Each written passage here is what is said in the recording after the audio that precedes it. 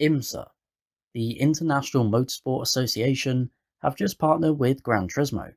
And if you missed that announcement, understandable. It was a very low-key affair, with the news breaking via livestream from IMSA's president, John Doonan.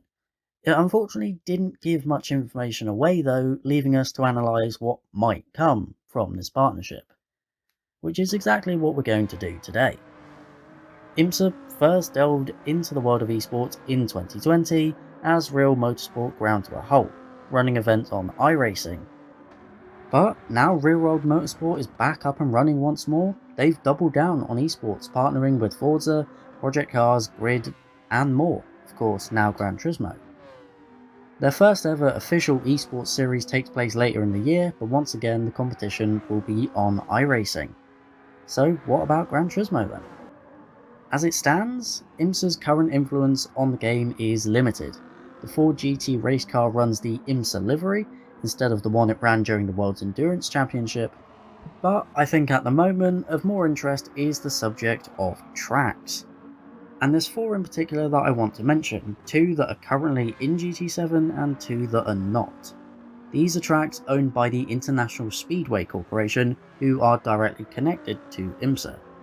So the 2 tracks that are in the game, Daytona, which has been in the game since launch, and Watkins Glen, which was added in the June update. As for the 2 that aren't, Sebring and Road Atlanta, and I believe the latter of those 2 is very likely to show up in the game at some point. And the reason for that is threefold. Firstly, of course, is that IMSA connection. No matter how tenuous it is, it's still a connection. Secondly, Road Atlanta is sponsored by Michelin, who also happen to be a partner of Gran Turismo.